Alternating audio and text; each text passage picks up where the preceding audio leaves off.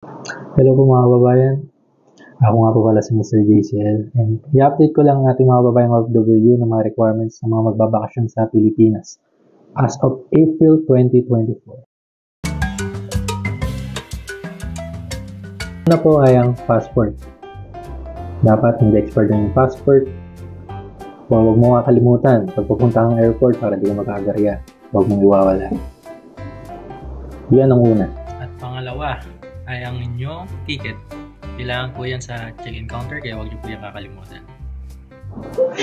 Pangatlo is yung visa. Yun, hiningi rin yung visa sa check-in counter na dapat valid yung visa mo, hindi pa expired.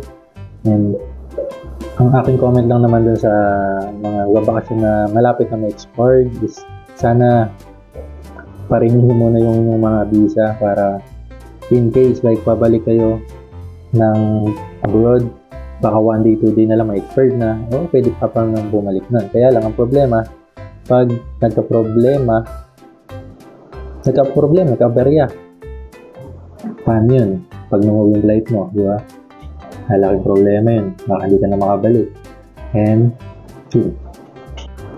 Pangapat ay e-travel.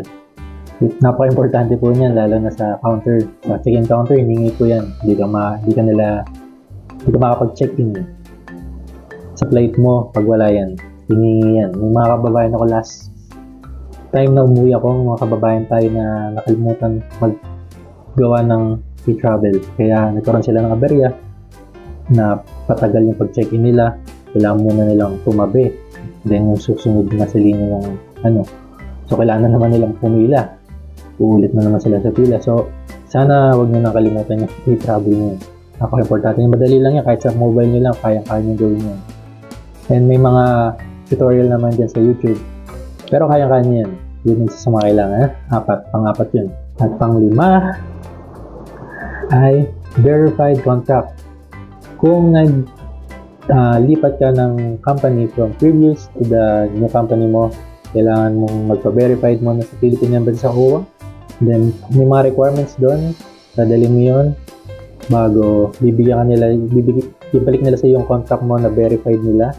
Then yung contract na verified, yun yung dadalhin mo pauwi ng Pilipinas. Yung pagdating mo naman po sa Pilipinas, kailanganin mo yun sa DFA. Kung magpapapayin ka sa DFA, then yun yung requirements na kailangan mo.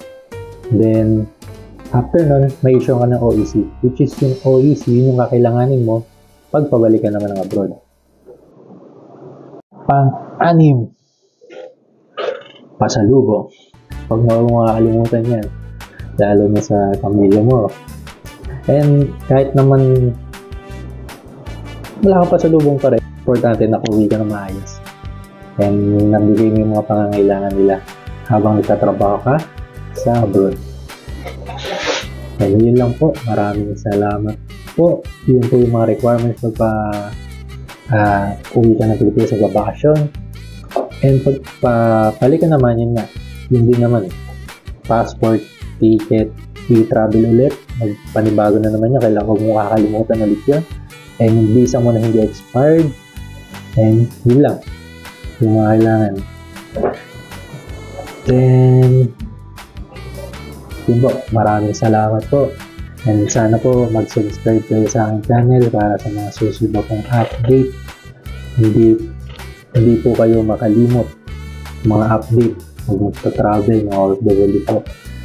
And yun po, subscribe na po kayo sa aking channel.